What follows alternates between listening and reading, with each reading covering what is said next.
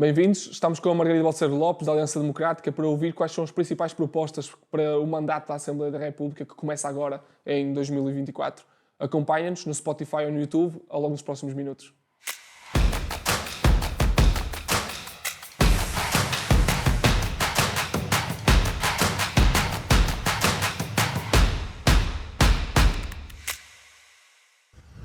Olá Margarida, bem-vindo ao CNJ e obrigado pela tua presença cá. Hoje vamos conversar um bocadinho sobre aquilo que são as propostas da AD para as legislativas de 2024 e começo com uma que tem sido muito falada nestes dias, que tem a ver com a questão do salário médio, e sei que para a AD é um tópico bastante importante, que é a importância de reter jovens em Portugal e a importância de conseguir fazê-lo, principalmente para os jovens qualificados. Quais são as propostas concretas que a AD tem para, digamos assim, reter esses jovens aqui em Portugal? Antes de mais, agradeço o convite, Rui. Obrigado. Tenho um grande carinho pelo CNJ e é um gosto poder estar aqui. Nós, em política, devemos ter prioridades sob pena de falarmos sobre tudo e ninguém nos levar a sério. A AD, como fazias e bem essa referência, tem uma prioridade muito clara. A principal prioridade do país é reter a geração mais qualificada de sempre cá.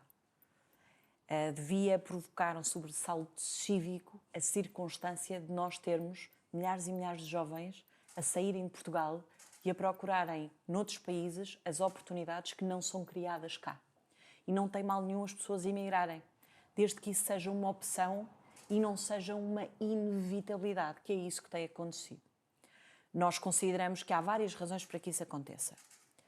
As pessoas não saem, estes jovens não estão a sair porque querem muito sair do país. A maior parte deles gostaria de ficar aqui, de poder acompanhar os seus amigos, os seus pais, os seus avós, mas são obrigados a emigrar. Nós não conseguimos fazer o aumento dos salários por decreto. Significa isso que, em primeiro lugar, nós temos de facto de criar condições na economia para que a economia seja capaz de pagar melhores salários. Para a Aliança Democrática são de facto as empresas o motor da economia. Achamos, contudo, que o Estado pode dar, de facto, um sinal e pode promover essa criação de riqueza. De que forma? Reduzindo a carga fiscal. Tanto às empresas, e nós defendemos uma redução do imposto sobre rendimento das pessoas coletivas, à semelhança daquilo que tinha sido feito em 2014, o PSD e o Partido Socialista na altura assinaram um acordo para uma reforma fiscal no âmbito do IRC. Infelizmente, quando o Partido Socialista voltou ao governo, interrompeu e rasgou esse acordo. E isso tem um efeito negativo porque isso dá um sinal contrário aos investidores. E, portanto, nós gostaríamos de retomar essa trajetória para a redução da taxa de IRC para as empresas. Pronto. E não tem só a ver com as empresas que cá estão e que já pagam IRC. Nós estamos, sobretudo, também a pensar nas empresas que não estão cá e, por essa razão, escolheriam esta geografia, este país, para aqui criar valor, criar riqueza, criar postos de trabalho e pagar bons salários. Mas defendemos que também deve haver um alívio fiscal, um alívio em sede de IRS. E voltando à minha primeira afirmação, nós temos de ter prioridades. E a prioridade é são os jovens. Nós defendemos que haja uma taxa máxima de IRS de 15%. Para jovens até aos 35 anos. Nós consideramos que dar descontos de 25%, de 50% durante 3, 4, 5 anos, isto não é suficiente. Isto é um paliativo. Nós precisamos dizer a um jovem que, por exemplo, terminou agora a sua licenciatura ou o seu mestrado, nós temos de dizer até aos 35 anos não vão pagar mais de 15% de IRS. Isso vai permitir que tenham mais rendimento disponível ao final do mês. Agora, para que os jovens cá fiquem, nós não podemos apenas olhar para a questão dos salários. Nós temos de olhar também para a questão da habitação. Mas acho que vamos falar da habitação, portanto eu vou-me calar aqui.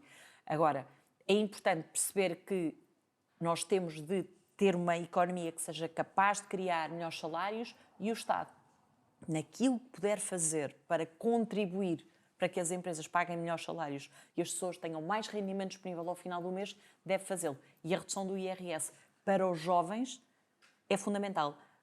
Para dar esta ideia muito simples, significaria que um jovem pagaria 1/5 do IRS que paga atualmente. Um terço, peço imensa desculpa. Mas dentro dessa proposta, nós conseguimos garantir que esse alívio fiscal que acontece nas empresas depois na prática também se traduz digamos assim, no aumento salarial dos jovens Mas nós não falamos só da descida do também tem do IRC. IRS. Nós defendemos a descida do IRS. Foi, aliás, a proposta que nós apresentámos foi de descida do IRS para os jovens até aos 35 anos para uma taxa máxima de 15%. E volto a dizer, até para corrigir aquilo que há pouco eu disse, que significaria 1/3 do valor de imposto que pagam atualmente. Consideramos que isto é a prioridade número 1. Em segundo lugar, é muito importante que as empresas tenham alívio fiscal. E nós temos uma outra proposta que tem a ver com os prémios de produtividade. Porque os jovens muitas vezes vão para outras geografias e não acontece aquilo que acontece em Portugal, que é uma empresa que quer pagar um prémio de X e metade desse valor vai para o Estado. Ora, isto não faz sentido, porque foi aquele jovem que dedicou as suas horas, o seu esforço, o seu trabalho a conseguir aquele prémio. Nós defendemos que haja o equivalente a um salário por ano, que seja isento, que é o 15º mês, que seja isento de impostos e de contribuições.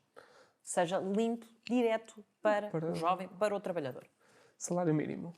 A AD é a favor da subida do salário mínimo, sim ou não, e em que proporcionalidade, digamos assim, até ao final da legislatura? Sim, aliás, esses são números públicos. Nós temos a proposta que o salário mínimo ceda os 1.000 euros, vá até aos 1.100 euros até ao final da legislatura. Temos esse objetivo, mas não olhamos só para o salário mínimo. Como começaste bem na primeira questão, de facto, preocupa-nos a circunstância do salário mínimo estar perigosamente perto do salário médio, de estarmos a construir um país que está nivelado por baixo. No último tópico, ainda sobre aqui a questão do trabalho, tem a ver com a questão da precariedade, que continua a ser uma das coisas que afeta imenso a classe jovem. Estamos a falar de 56% de vínculos laborais até aos 25 anos, que tipicamente são precários. Saiu agora, a entrevista vai ter esta parte, que é aquele delay, sim, mas saiu há pouco tempo os dados que vinham a anunciar aquilo que eram os ganhos, ou os salários dos jovens, e que 75% ganhava menos de 1.000 euros até aos 35 anos, que é realmente uma dificuldade enorme, até na questão da emancipação das pessoas. E depois, quando nós queremos inverter árvores de natalidade extremamente negativas para o país, a questão da precariedade tem aqui um fator essencial, porque sem um vínculo estável é impossível sequer pensar em sair de casa dos pais, e mais difícil ainda é pensar em ter a natalidade. O que é possível fazer para... É retirar um dos principais problemas que tu tens atualmente no mercado de trabalho, que é uma elevada segmentação, em que tu tens, de facto, pessoas que têm vínculos que lhes garante maior segurança, digamos assim, são os contratos sem termo, mas depois tens os contratos a prazo, em que a dualidade destas duas realidades tão distintas faz com que esta segmentação que diversos organismos, nomeadamente a OCDE, têm apontado como um dos maiores constrangimentos que nós temos na nossa economia, deva ser debelado. Ainda que na reforma laboral que foi feita em 2012, alguma dessa segmentação tenha sido mitigada, continuamos a ser um dos mercados de trabalho mais rígidos. E isso tira-nos competitividade e, curiosamente, tem um efeito penalizador para os mais jovens, porque são esses que estão em situação de maior fragilidade laboral. E até porque este é um dos tópicos com maior fragilidade, tem a ver com a questão dos estágios, sejam os profissionais ou curriculares, alguns deles, ou a grande maioria, em muitos dos casos, continuam sem ser, ou eram, sem ser remunerados. Qual a posição da AD sobre esta questão dos estágios? Devem ser remunerados, não devem ser remunerados, mesmo os curriculares? Onde é que podemos posicionar neste aspecto? Aquilo que nós consideramos muito importante é ter aqui um equilíbrio, que é garantir que, por exemplo, não haja estágios curriculares que não são disponibilizados em resultado de regras que não se adequem a um determinado contexto. E, portanto, isso vai depender, como é evidente, do tipo de estágio e obviamente que há uma diferença entre aquilo que é um estágio profissional ou um estágio curricular, sendo que o Estado também pode permitir, apoiando estágios profissionais através do IFP, e essa é uma forma de haver aqui a garantia de um salário para um jovem com o apoio do Estado numa fase determinante para a vida daquele jovem. Passando para o próximo tema, a habitação, até porque já há um bocado tem uma ligação enorme com a questão do trabalho, aliás, há um bocado Muito grande, claro. já íamos acabar por introduzir este tema. Se eu pedisse as 3, 4 principais propostas da AD, sejam elas a curto ou a médio e longo prazo, para a habitação, para resolver o problema da habitação, quais é que seriam as que tu achas que são as fundamentais e que têm que entrar e dar resposta rapidamente para os jovens? Nós temos de ter mais casas no mercado para que os jovens, não só os jovens, mas os jovens possam ser a casa. E há várias formas de isto acontecer. Podemos e devemos dinamizar o mercado de arrendamento e para isso nós temos de dar segurança aos senhorios para que coloquem as suas casas no mercado. As sucessivas alterações legais que têm tido lugar desde que o Partido Socialista, e sobretudo quando teve também apoiado na chamada geringonça, deram sinal contrário.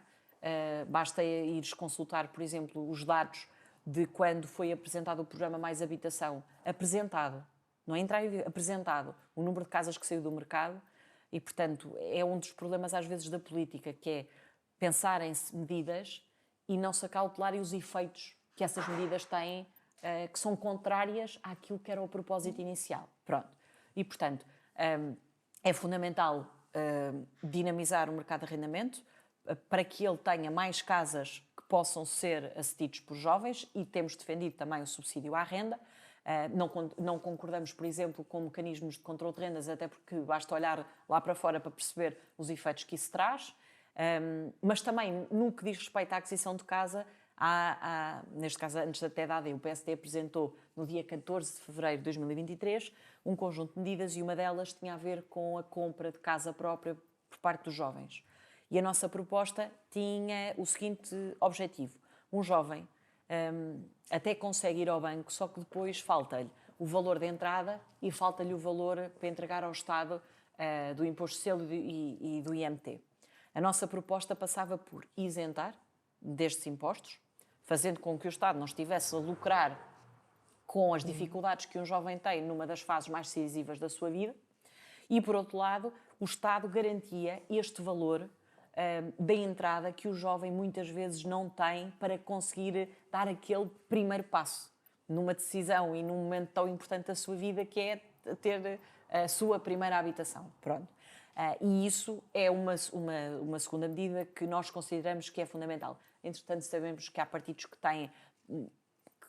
copiaram, mas copiaram mal. E porquê que eu digo copiaram mal? Porque, no caso do Partido Socialista e do Chega, porque pegaram na proposta do PSD, mas dão o Estado à garantia de todo o empréstimo. Ora, isto tem vários problemas. Primeiro, vai inflacionar o valor das casas e, em segundo lugar, e não é despiciando este efeito, o Estado não tem dinheiro para isto. Sobretudo se houver uma grande percentagem de incumprimento. E, portanto, não é uma proposta execuível. A nossa parece-nos execuível porque o Estado faz o esforço que deve fazer, que é isentar nos impostos que ia pedir aos cidadãos, e, em segundo lugar, garante o valor da entrada.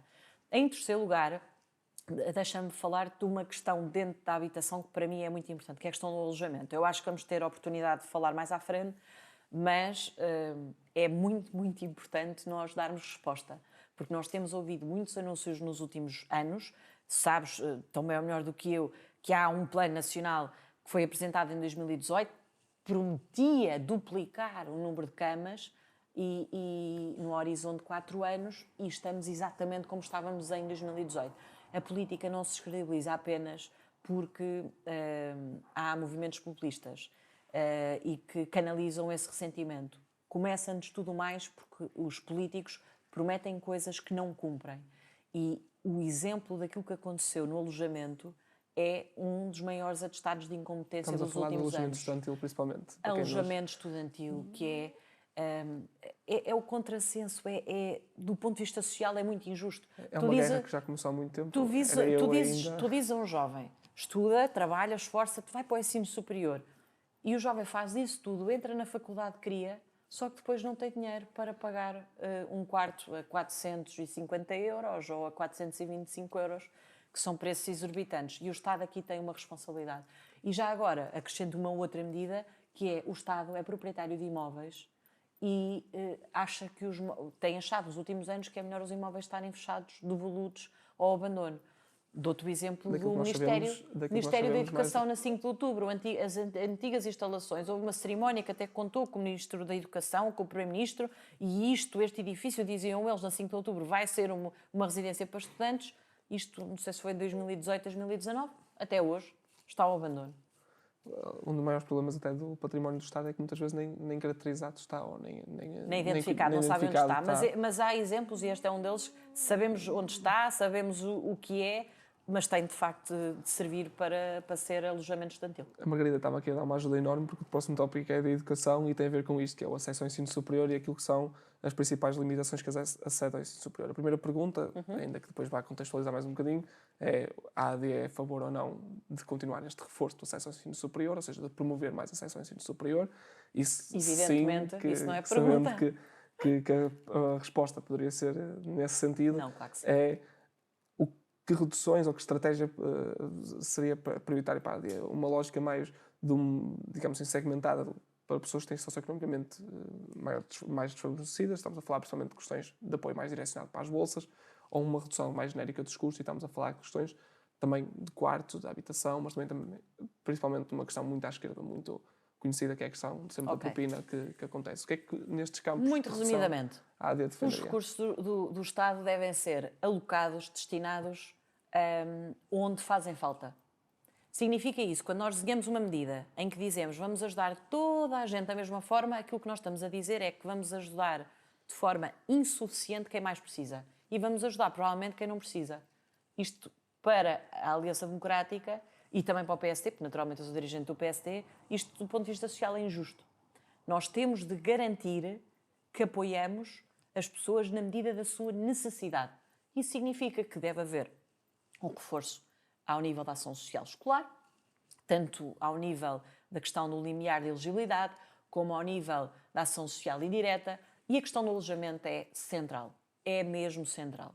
Porque nós não podemos permitir... É o principal custo do ensino superior neste momento. Como é evidente, nós não podemos permitir que haja um aluno que não acede ou que sai do ensino superior porque não tem dinheiro para pagar por um quarto. Um tema que sei que é quente para a Margarida e sei que ela gosta bastante dele, tem a ver com a questão dos métodos educativos e da questão da educação em Portugal. Quais as propostas da AD? Este é um dos tópicos fundamentais, a alteração, mas diretamente dos métodos educativos, ou seja, da forma como nós pensamos a escola, podemos fazer isto de uma maneira diferente, a maneira como ensinamos. Podemos ter um modelo que realmente prepare os nossos jovens para a vida de uma maneira diferente nas escolas. É prioritário esse pensamento. Oh, Rui, antes de mais é prioritário que 30 mil alunos não estejam no final do mês de fevereiro sem professores. É que nós temos de ter noção do país onde estamos. Nós no mês de fevereiro temos 30 mil alunos que não têm professor a pelo menos uma disciplina. E eu comecei há pouco uma resposta a dizer-te isto e eu vou utilizar a mesma expressão aqui porque aqui então justifica-se plenamente. É surreal como é que não há um sobressalto cívico nem político com isto. Nós estamos a hipotecar o futuro de uma geração. Mas nos professores tem existido, mas da parte dos professores, estás a dizer da parte dos pais, porque os professores têm estado bastantes vezes na... Não, estamos a falar de coisas diferentes. Os professores têm as suas reivindicações que são muito justas e a Aliança Democrática defende, aliás, o PSD defende isto antes de haver eleições marcadas, a recuperação do tempo integral de serviço dos professores em 5 anos, 20% por ano, e defendeu isto em setembro, nem havia eleições marcadas. E precisam ser valorizados e nós temos de recrutar mais pessoas para a carreira docente e temos de dizer aos jovens que vale a pena ser professores. Isso é tudo verdade. Mas eu não estou a falar... Essa é uma componente muito importante. Essa é uma parte muito é fundamental, mas eu não estou a falar disso. Eu estou-te a dizer que nós temos 30 mil alunos que no mês de fevereiro não têm professores a pelo menos uma disciplina. Eu estive numa... a CNJ tem sede em Lisboa.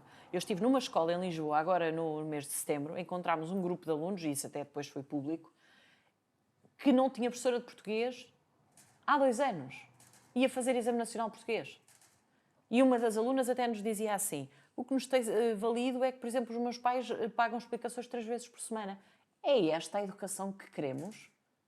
Em que só não fica para trás quem tem condições financeiras para pagar explicações porque a escola pública não garante aquilo que é o mais básico e essencial, que são professores, que são aulas? O estado é este. Depois, a pandemia serviu durante muito tempo como desculpa. Mas isto não é pandemia. A pandemia, graças a Deus, já terminou. O ponto não é esse. Nós não recuperámos as aprendizagens perdidas por causa da pandemia e já depois da pandemia nós estamos a hipotecar as aprendizagens destes alunos porque não conseguimos garantir uma coisa tão básica como dar professores a todos os alunos. Os estudos internacionais, um desses exemplos é o PISA, tem mostrado que Portugal tem piorado desde 2015. Em 2015, os alunos portugueses fizeram um brilharete ao nível da OCDE. Tiveram um desempenho histórico, melhor de sempre. Em 2018 tropeçámos. Agora, em 2022 caímos. Em 2023 caímos. Caímos mesmo. E uma das coisas que mais me incomoda é a politiquice com estes assuntos, que na altura o Ministério veio dizer: não, Portugal caiu, mas está na média. Qual é que é o problema? É que Portugal estava acima da média. Portugal está na média porque caiu mais do que a média. Ou seja, nós estávamos melhores, em situação melhor do que os outros países da OCDE, e agora estamos, de facto, na média, mas porque caímos mais. E isto é muito penalizador. Uma das propostas que a AD tem no seu programa é de, até 2028, neste caso em 2028, voltarmos a colocar os alunos portugueses no sítio onde eles de facto merecem, apostando e criando um plano de recuperação de aprendizagens que verdadeiramente funciona, com crédito de horas, para que os alunos com mais dificuldades possam aprender, porque depois nós temos um plano de recuperação de aprendizagens. Eu não vou dizer que seja a melhor, mas uma das melhores medidas que nós tínhamos era um crédito de horas, que era os professores que iam passar mais horas que os alunos com mais dificuldades. O Governo acabou este ano letivo, prorrogou o plano, mas acabou com essa medida. Com que argumento? Não havia dinheiro europeu para pagar a medida.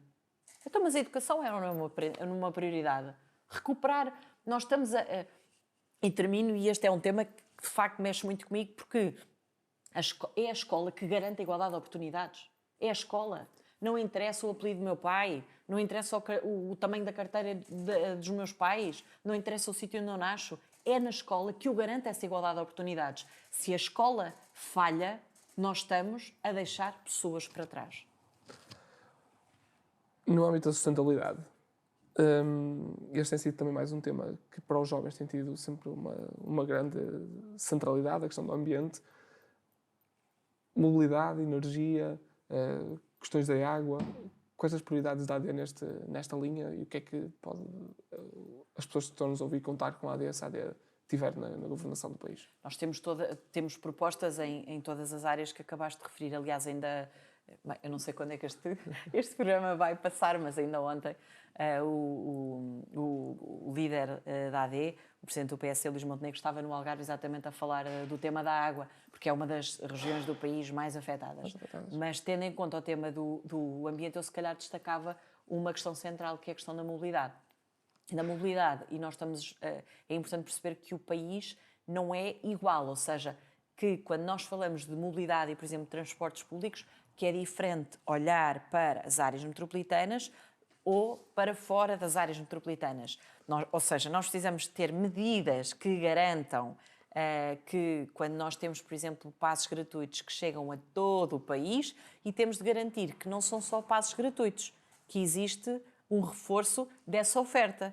Porque se eu estiver à espera 1 hora para apanhar o metro, porque as carruagens vêm todas cheias, ou um autocarro, é fazer política panfletária, mas que não responde aos problemas das pessoas. E, portanto, quando nós falamos da questão da mobilidade, nós devemos ter estas duas preocupações. Em primeiro lugar, de olhar para todo o país e, em segundo lugar, garantir a qualidade do serviço que é prestado.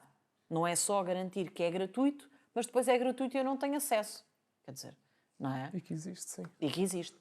Isto é verdade em relação a esta questão dos transportes públicos, porque eu acabei a sair agora na reunião, por exemplo, da questão só porque eu sei que não está muito relacionado com a questão das creches. Novamente, temos uma medida de creche gratuita para toda a gente, mas depois não há vagas. Portanto, é gratuito, mas havendo vaga. Quer dizer, isto não faz muito sentido. As políticas públicas têm de ser desenhadas no sentido de terem os impactos que são anunciados. As pessoas têm de ouvir e de sentir na sua vida, no seu dia-a-dia, o resultado concreto dessas medidas. Tu pegaste num tema que te dá para ligar com a próxima pergunta. Tem a ver com a questão das creches, não diretamente com a questão das creches, mas com a questão da desigualdade de género, que as creches são um fator que ajuda no combate a essa desigualdade, Muito, muito, muito. ainda que grande parte, e a nossa contextualização que temos feito em todos os podcasts, tem a ver com a questão da desigualdade que este ano voltou a alargar aquilo que é, por exemplo, a diferença salarial entre os homens e as mulheres para a primeira, para a mesma função, para os mesmos, digamos assim, parâmetros.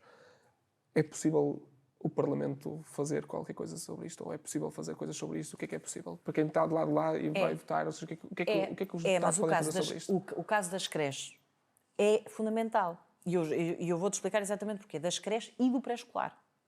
Porque o que está a acontecer é a verba que financia uma vaga numa creche é superior ao financiamento de uma vaga no pré-escolar. Isto é um incentivo a que as instituições convertam vagas do pré-escolar em creche. Ora, nós não podemos garantir que até aos primeiros 3 anos de vida aquelas crianças têm vagas numa creche e depois chega aos 3 anos a criança tem de ir para o pré-escolar e aquela mãe tem de se desempregar porque alguém tem de ficar com aquela criança.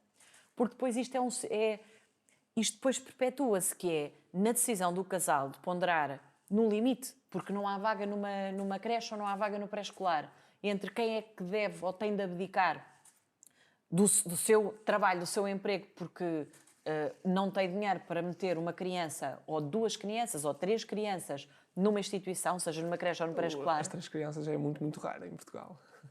Mas não devia ser, porque somos um dos países mais envelhecidos do mundo.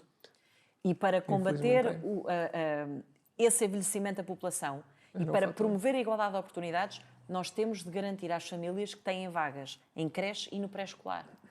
E aqui há uma diferença grande que nos separa, a AD, por exemplo, em relação ao Partido Socialista. Para nós, a preocupação é garantir a vaga para a criança.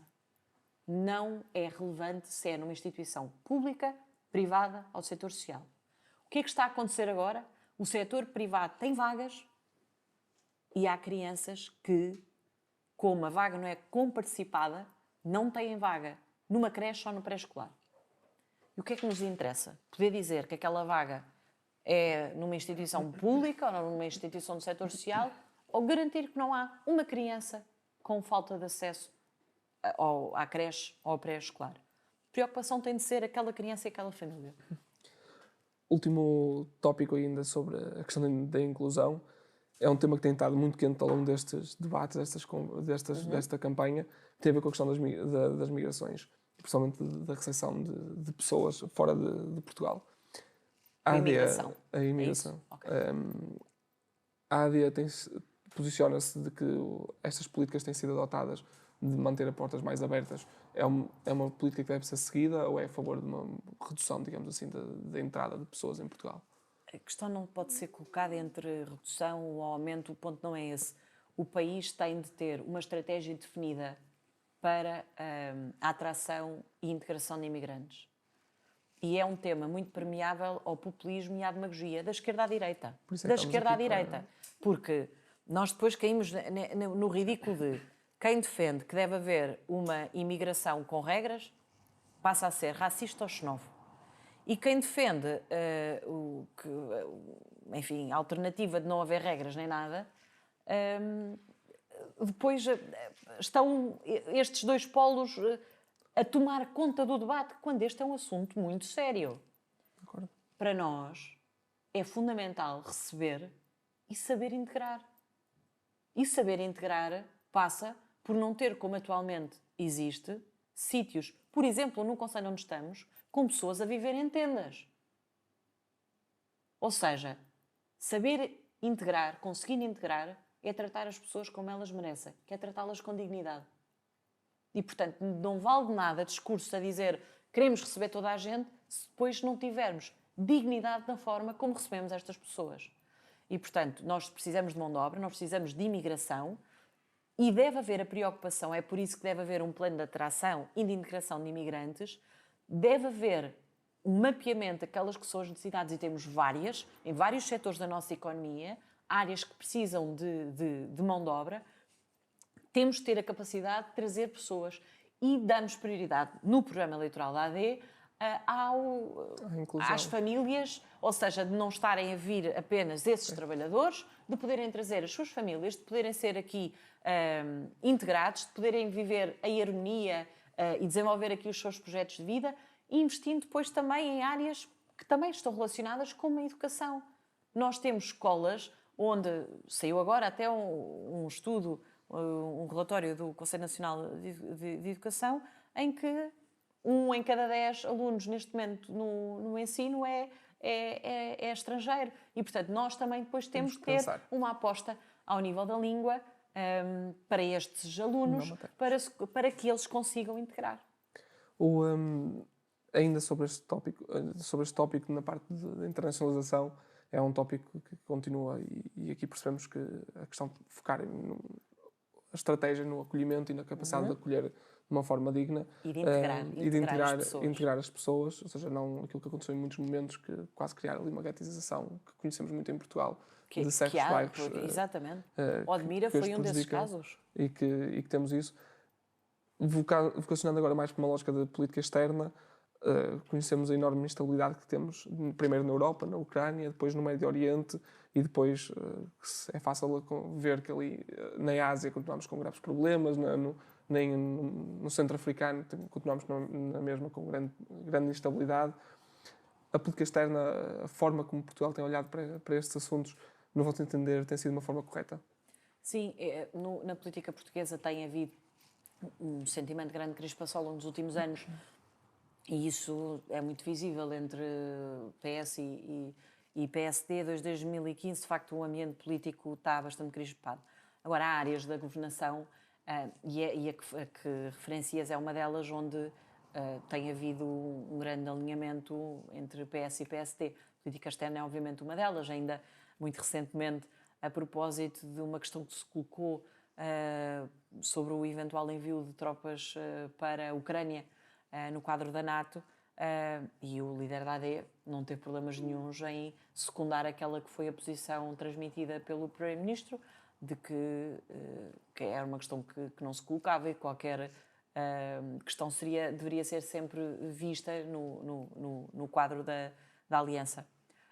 E, portanto, esta é uma das áreas onde há, de facto, um grande alinhamento e é positivo que assim seja. Última pergunta, tem a ver com a questão da democracia. Estamos a chegar para os 50 anos do 25 de Abril e nós temos feito sempre uma pergunta, uma vez que esta Assembleia da República pode ser, eu tenho reforçado isso, pode ser a Assembleia da República que volta a ter menos deputados jovens de sempre. Há esse risco, se os resultados eleitorais fossem semelhantes ou com mais igualdade, muitas vezes aquilo que as sondagens vão dando. Como é que é possível inverter este caminho em que os jovens têm menos participação no hemiciclo a nível numérico? Isto é uma coisa que preocupa a AD, ou seja, é uma coisa que é importante reverter. Como é que pensamos a participação jovem de uma forma efetiva? O que é que nós estamos a fazer mal? Pode ser na escola, pode ser nas associações. O que estamos a fazer mal que depois concretiza-se em pouco espaço para os jovens ter voz e ter a sua opinião? A ter a opinião, os jovens têm opinião. Como é para evidente, poder expor e decidir, não é só expor. Decidir. Nós temos nas nossas listas vários jovens naturalmente da JSD. Um desses exemplos é o Alexandre Poço, que é candidato aqui em Lisboa, em 10º lugar, que é o presidente da JSD. Temos também alguns jovens independentes, como é o caso da Ana Gabriela, que foi presidente da FAP. E depois, não sendo jovem, depois o conceito de jovem também vai até que idade? Para efeitos de IRS, a Aliança considera os 35 anos jovem. Mas temos, de facto, vários jovens em lugar elegível. É positivo que esse seja um esforço feito por todos os partidos. Mas eu acho que também é importante que os governos, e o Parlamento, como é evidente, mas os governos, tenham políticas dirigidas aos jovens. Ou seja, de não olharem apenas ao mero calculismo eleitoral e de procurar ter medidas para este segmento ou para este segmento porque valem mais votos. Nós investirmos e apoiarmos e termos medidas direcionadas aos jovens é garantir o futuro do país. Quando nós temos medidas tão arrojadas como a questão do IRS jovens, medidas que temos na habitação ou a prioridade que damos à educação, é porque nós consideramos que esse é claramente o investimento mais importante que o país tem de fazer. Nós, quando queremos que os jovens fiquem em Portugal, não é por cisma nosso, não é só porque precisamos de ter jovens em Portugal para que deixemos de ser um país envelhecido, não. porque é um desperdício de talento nós termos esta geração que quer ficar no seu país e que não tem oportunidade para aqui construir o seu projeto de vida. E, portanto, quando nós escolhemos os jovens como prioridade dos discursos do líder da AD, sem prejuízo de ter, obviamente, propostas noutras áreas, mas tem claramente este foco nos jovens, é porque considera que esta tem de ser a prioridade do país. Se nós conseguimos estancar esta hemorragia, se nós conseguimos reter os nossos jovens em Portugal, se conseguimos fazer regressar alguns dos que já saíram, nós vamos claramente criar um país não só mais justo, como mais desenvolvido, mais rico. E já agora, os pais que têm visto os filhos a emigrar, os avós que têm visto os netos a emigrar, estas medidas direcionadas aos jovens são também para eles. Obrigado, Margarida. Obrigado pela tua partilha e espero que tenha, quem está desse lado, ficado informado e acompanhe-nos ao longo dos próximos episódios.